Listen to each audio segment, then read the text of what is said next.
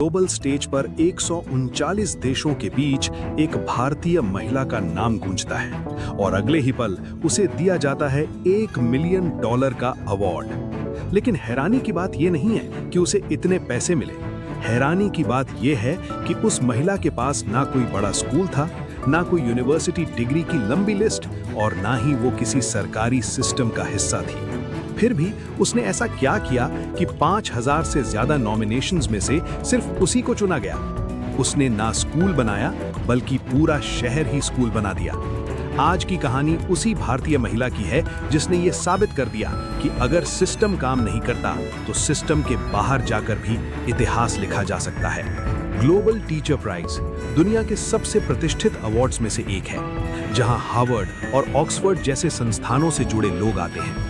हर साल हजारों टीचर्स और एजुकेटर्स इसमें नॉमिनेट होते हैं और उनमें से सिर्फ एक को मिलता है ये सम्मान। जब इंडिया की इस महिला का नाम अनाउंस हुआ तो वो सिर्फ एक जीत नहीं थी, ये एक आइडिया की जीत थी। एक ऐसा आइडिया जो कहता है कि एजुकेशन 4 दीवारों में नहीं, माइंडसेट में होती है। लेकिन असली सवाल अब भी वही है, आखिर उसने किया क्या था? ये कहानी किसी एसी क्लासरूम से शुरू नहीं होती। ये शुरू होती है उन बस्तियों से जहां बच्चे स्कूल जाने के बजाय या तो कचरा बीनते थे या छोटे मोटे काम में लग जाते थे। यहाँ रूबल नागी ने मिसाल मुंबई की नींव रखी। उन्होंने देखा कि समस्या किताबों की नहीं बल्कि उस बदबूदार माहौल की थी जिसे बच्चों ने अपनी नियति मान लिया था। केस 1, एक 10 साल का लड़का दिन भर प्लास्टिक और बोतलें इकट्ठा करता था। उसे अपनी भाषा तक ठीक से नहीं आती थी।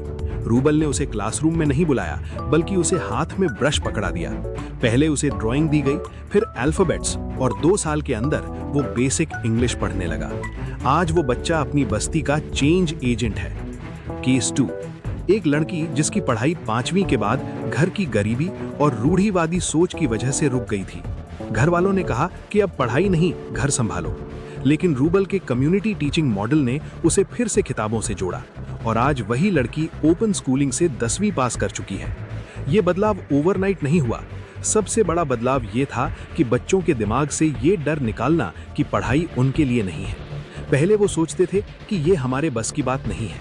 फिर धीरे धीरे माइंडसेट बदला, शायद हम भी कर सकते हैं। और यही शिफ्ट सबसे खतरनाक और पावरफुल था, क्योंकि स्किल सिखाना आसान है लेकिन बिलीफ बदलना सबसे मुश्किल। अब सवाल आता है, ये सब पॉसिबल कैसे हुआ? आप और भी चौंकेंगे कि इस सब करने के लिए उन्होंने ऐसे ऐसे मेथड अप्लाई किए कि आप हैरान हो जाएंगे। जब बच्चे स्कूल नहीं आ रहे थे तो उन्होंने एक सीधा और क्रांतिकारी फैसला लिया, स्कूल को बच्चों के पास ले जाओ। उन्होंने किताबें नहीं बदली, उन्होंने एनवायरनमेंट बदल दिया। Step 1, walls as classrooms.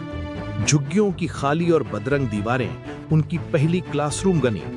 उन्होंने 1.5 लाख से ज्यादा दीवारों को रंग दिया।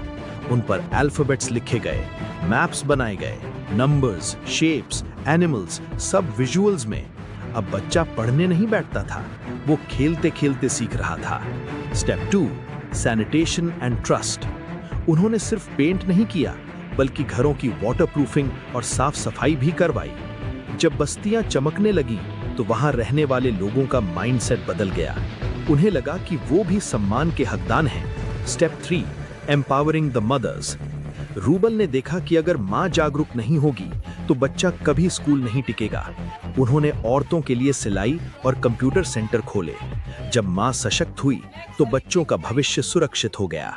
पहले 2 साल मुझे पेरेंट काउंसलिंग करने में चले गए कि आपको बच्चों को स्कूल भेजना ज़रूरी क्यों है, बिकॉज मैक्सिमम पेरेंट्स बोल रहे हैं मैम स्कूल जाने की क्या ज़रूरत है, मैम 8-9 साल का बच्चा होगा तो कमाने लग जाएगा। सो 2 साल मैंने उनको बहुत बहुत हाथ पैर जोड़ के कन्विंस किया कि आप मुझे बच्चों के 10 साल दीजिए एंड उसके बाद आप देखिए बच्चों को, आप सबको यहाँ से वो बाहर निकाल के एक कंफर्टेबल लाइफ देंगे। तो धीरे धीरे आगे बढ़ने लगे।